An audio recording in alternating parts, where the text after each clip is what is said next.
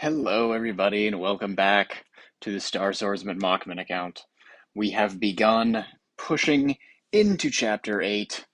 The first big roadblock here, there was a mim wave at like 814. It wasn't too much trouble. However, this was, I was trapped here for a while in my own personal hell, which DH throws in like 3 times a chapter now, it seems like, which is unfortunate because they actually did get creative with some of the stuff in Hollow Campaign Chapter 6. What do I mean by creative? Well, it's a pretty interesting critique, actually, that I had a week ago. And so basically, what my idea was is that, instead of crafting these devious roadblocks that can't be cheesed by TVB, like 3 Valkyries, what they could instead do, we're just going to cut this off now. Oh, wait, I'm going to show my build first. What we could instead do is just use one of the big roadblock heroes, 1 or 2 of them, like 2 Valkyries in a stage, or like 1, maybe. And then that way we can't push super far into campaign with just a T5 TVB because we won't be able to kill it fast enough. But also, it won't be this ridiculous wave that half the community is stuck on. So they actually started doing some of that in Hollow Chapter 6. This is pre-recorded footage, so I can't really show you, but this was the key here. I rolled Defier and also Holy Armor, so I used the Holy Armor torch build for the Valk stage, which was nice. And because Holy Armor scales on your armor stat, I used the Armor Imprint as well as the Armor Destiny buff from SQH. So moving on, again, I do apologize. I can't react to these in real time anymore just because there's so much RNG. We could kind of flatten Chapter 7, and so it made it easy to make content by just recording and talking over it. But every time I sit down to record footage now, the odds of me getting it clear are rather small in any one recording session, just because the RNG is getting a little bit severe. For example, the thumbnail. Um, yeah. I'll tell you what stage we were talking about whenever we get there. I actually don't even know if there's footage of it, but it's 822. It is a 6 Augustin wave. That I recorded like 8 different videos, each like 45 minutes apiece, or something like that. Not very fun. We did eventually get the clear. I actually don't even have it in footage. I recorded like the last 2 seconds of it, of just me killing the last 2 Gustins. It's not included in this little highlight reel here. If you want to see it, you can. We kind of just skip over that waves, which is cool. For those of you who are unacquainted, sometimes if you press the button fast enough, it just skips like the actual playthrough. But the fight outcome is actually generated as soon as you click the button.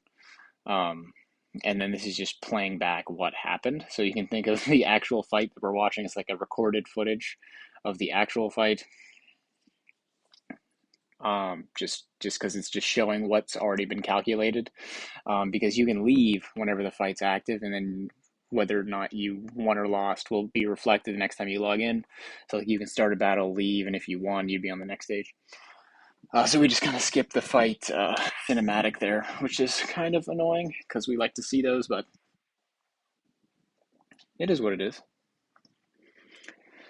This one obviously not going to be too problematic once our TVV does her job, which hopefully shouldn't take too long. I don't remember how long I made these videos. Don't ask me why I have LDA in here.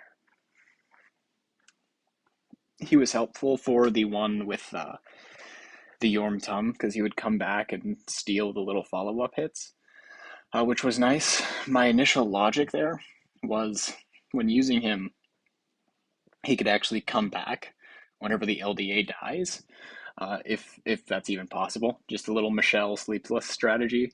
Whenever we went up, if you even remember that far back, because these are ancient strategies. Yeah, here's A22. Like I said, I don't really have the footage of that one being cleared. I pulled I pulled an A minus Mockman during my summons, which was rather nice. So that's gonna sell. It'll catch me a little bit of Starry Gems, which I may end up selling. Recoup some of my whaling expenditure from this week. But yeah, pretty good. We also maxed out soul power on the SSM. 5,758, I think, is what he can hold. We're just changing this around, giving some soul power to SQH and Mystic Fairy Freya so that they can outspeed my SSM. Obviously, not super easy to accomplish whenever you have an S tier amount of soul power. Pretty crazy, pretty crazy. But so SSM failing to get enough energy feed there, so this is just going to be a wash.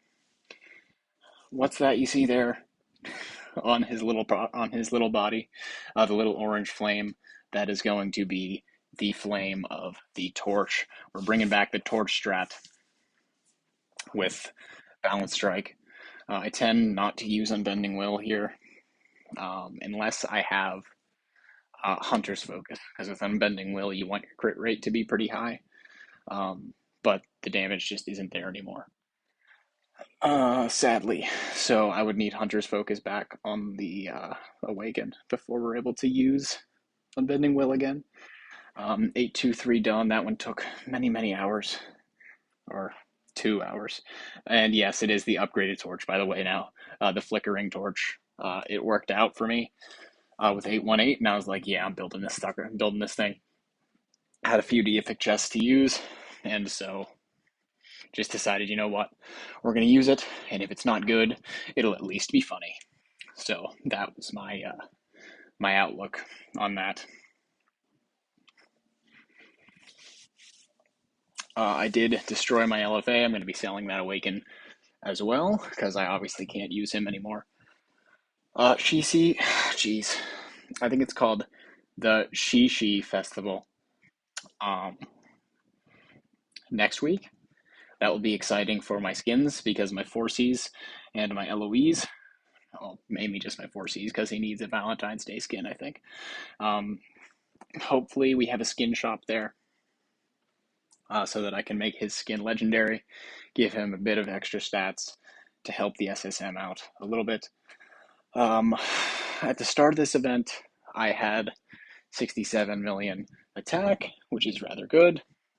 I have a bit more than that now, which I probably won't be able to show you in this footage, just because I don't think I recorded it, but we'll see it whenever we're done with this recording series. It'll either be when Chapter 8's cleared, or when my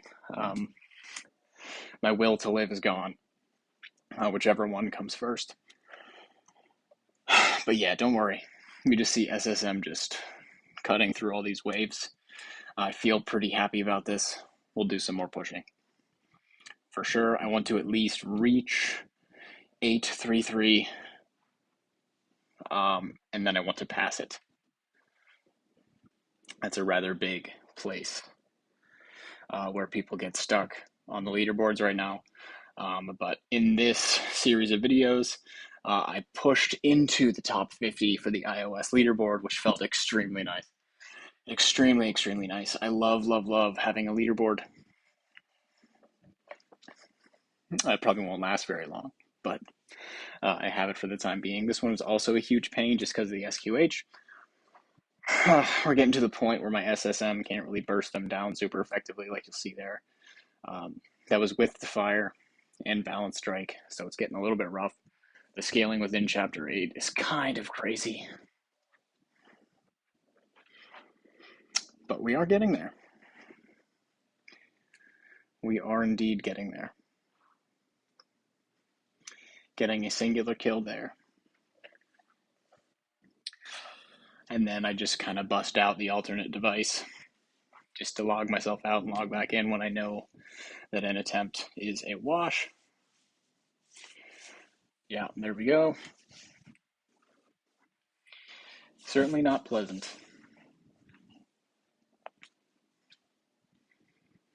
Yeah. Yeah, so SSM either needs to kill SQH first, and then the team can cycle Twines and just knock them down with the help of Betty, or what they can do is touch everybody but SQH. So when she's the last one alive, there's no one to give us pings whenever we hit her. And so it just kind of works out that way.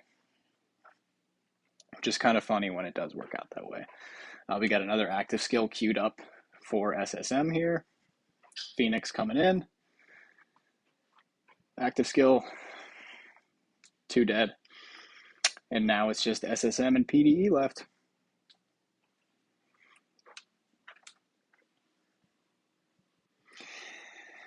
SQH has some pretty mad heals, I'm discovering. Phoenix coming in, and we're dead. Sad. That one upset me quite a lot. Dragon Rui. That's a wash.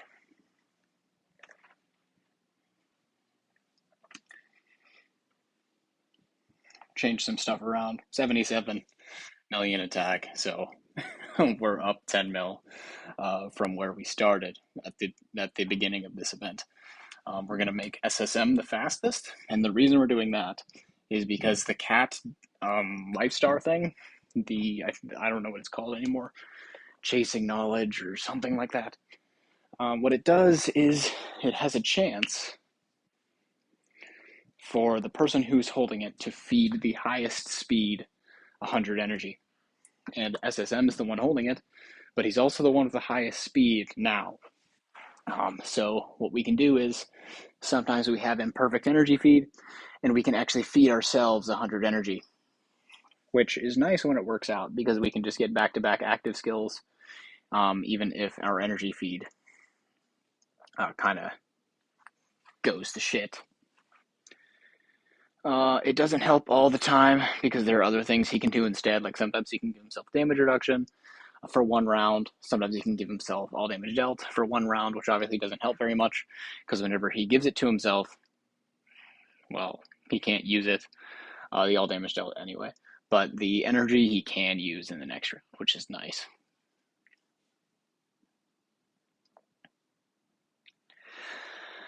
Nice chases there. DTV almost dead. SQH finishing the job. And then the taunt confrontation is actually going to kill him because he's going to receive pings that were not initially meant for him.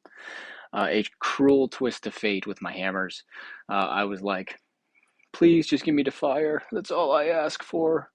Just give me to fire, please. And then I got to fire, but it also said, okay, you can have to fire, but you're also going to have control immunity offset, so you're more likely to taunt. So, little bit of a monkey's paw situation there. But I'll take it. I think it can actually help me in Boss 4. How will it help me in Boss 4? Well, it'll help SSM specifically, because whenever he's in his defensive stance, his taunt will make the enemies target him instead, and he needs to be hit for him to be knocked out of his defensive stance. So the taunts can actually swing us back into the offensive stance should they happen often enough, which is very nice.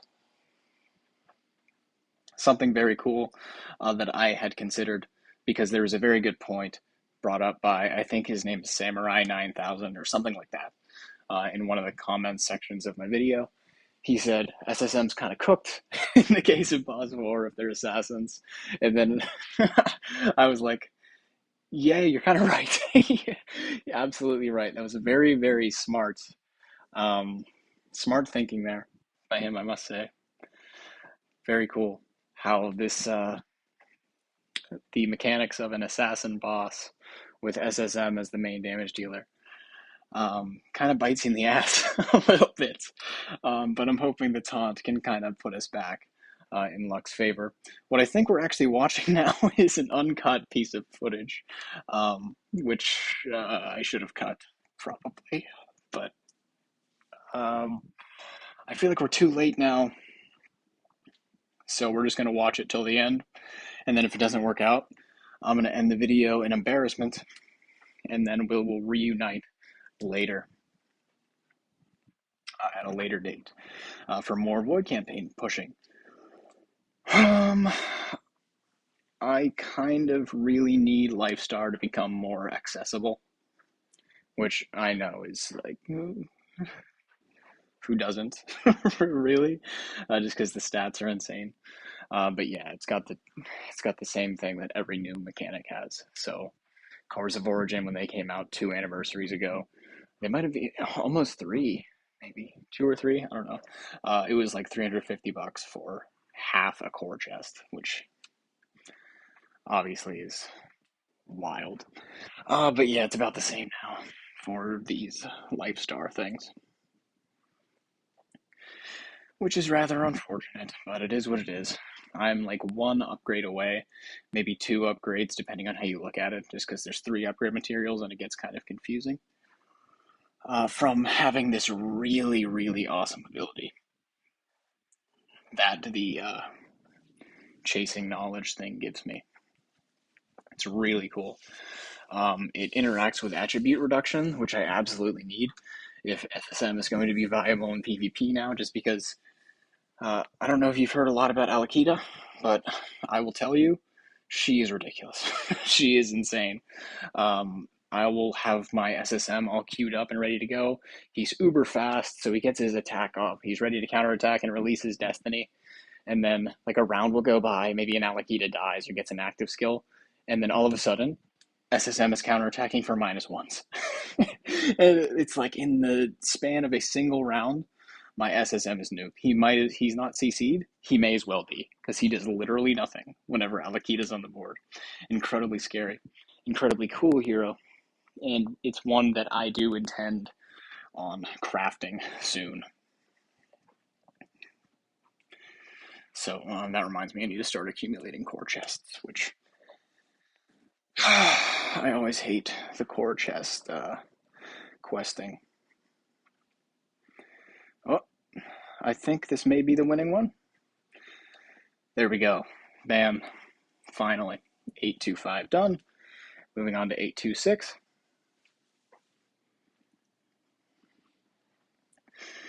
This one should be pretty free. I don't know if you've gone against regular Gaggy without TPP around. He's a pretty scary hero, actually, which is interesting to see. A non-trans be threatening these days. Or recent non-trans, let me specify, because most of the dangerous heroes in Void campaign are non-trans, barring Trans Gaggy and what's her face? Annoying Ping Lady, SQH. There we go. Yeah. 826.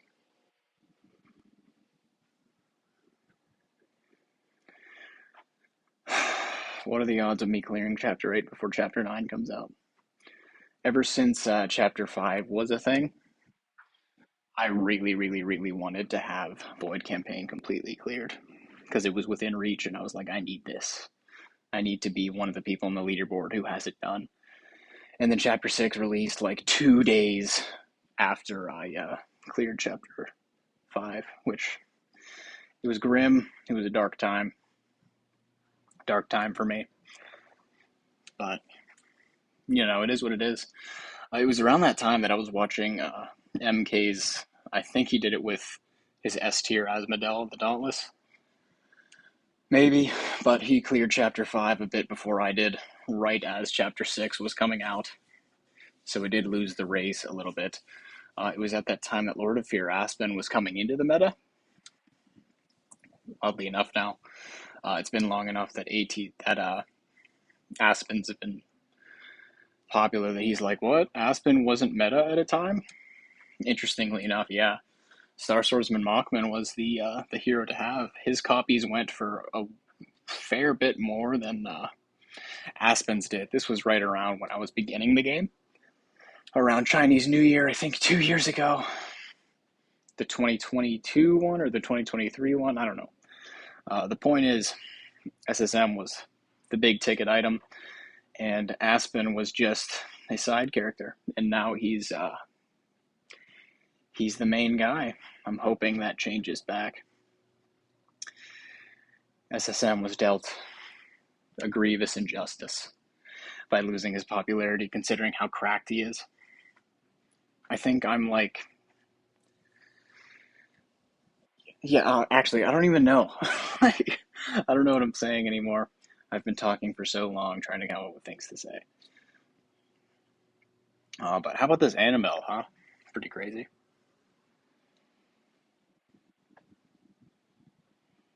Very fun. Very, very fun.